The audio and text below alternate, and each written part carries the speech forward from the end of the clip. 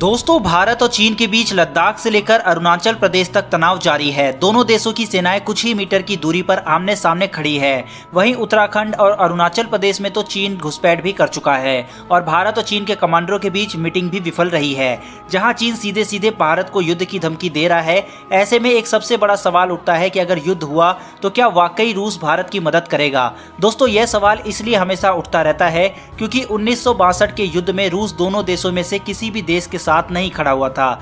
तब सोवियत संघ का पतन नहीं हुआ था और वैचारिक स्तर पर चीन और रूस काफी करीब भी थे।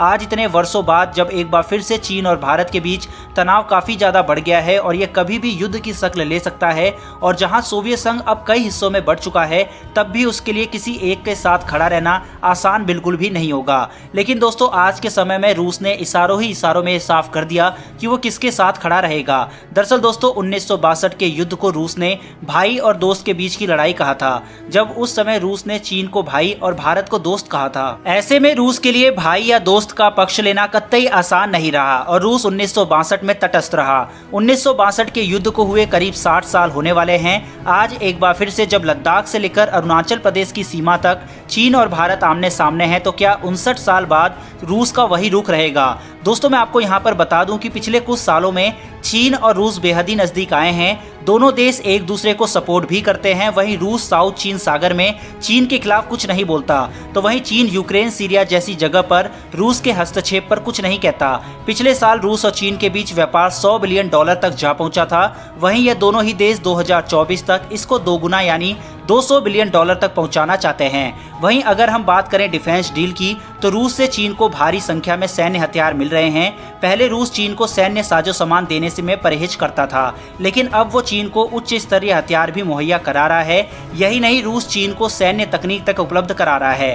हालांकि रूस कहता रहता है कि वो भारत को जितना अत्याधुनिक सैन्य साजो सामान देता है, उतना आधुनिक चीन को नहीं देता। रूस चीन और भारत दोनों को ही सुखोई विमान देता है। वहीं S-400 डिफेंस सिस्टम वो चीन को पहले ही दे चुका है, जबकि भारत में यह अगले महीने आएगा। रक्षा विशेषज्ञों के अनुसार रूस से भारत का नेहरू के समय से ही भावनात्मक संबंध रहे हैं। आज भी भारत रूस से ही 50% से भी ज्यादा सैन्य हथियार खरीदता है। हालांकि इनमें लगातार सालों में गिरावट भी आ रही है। युद्ध में चीन का साथ देकर रूस अपना गुडविल खराब नहीं करना चाहेगा। वहीं रूस कभी नहीं चाहेगा कि चीन एशिया की महाशक्ति बने। हालांकि 1969 अमूर और ऊसरी नदी के तट पर रूस और चीन के बीच एक युद्ध भी लड़ा जा चुका है और इस युद्ध में रूस ने चीन को परमाणु हमले की धमकी तक दे डाली थी, जिसके बाद चीन ने अपने कदम पीछे खींचने पड़े थे।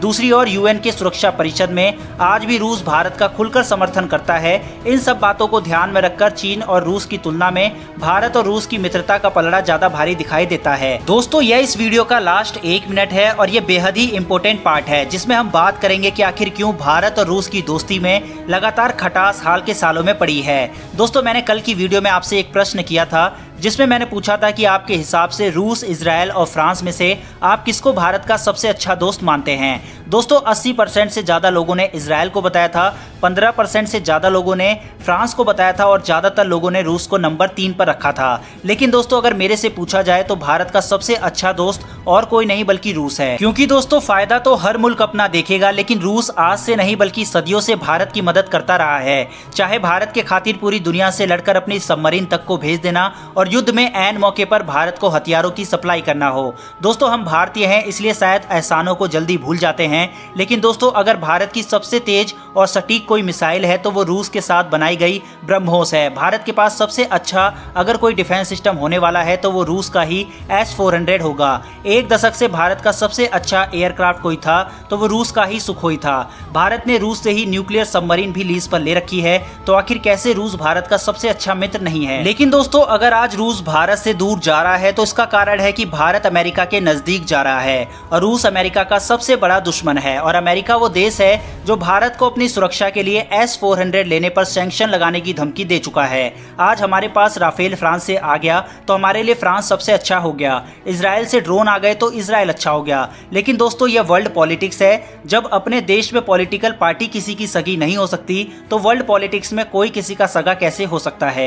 तो हर देश अपना फायदा जरूर देखेगा, लेकिन ये तीनों ही देश भारत के बहुत अच्छे दोस्त हैं। दोस्तों अगर आप मेरी बात से सहमत हैं तो कमेंट बॉक्स में जय हिंद जरूर लिखें, और नहीं सहमत हैं तो अपनी राय जरूर दें, मैं आपका रिप्लाई जरूर करूंगा। वहीं दोस्तों अगर वीडियो अच्छी लगी हो तो चैनल को सब्सक्राइब करके बेल घंटी जरूर दबा दें। फिलहाल दोस्तों इस वीडियो में इतना ही, फिर मिलेंगे डिफेंस से जुड़ी ऐसी एक नई वीडियो के साथ। धन्यवाद, जय हिंद।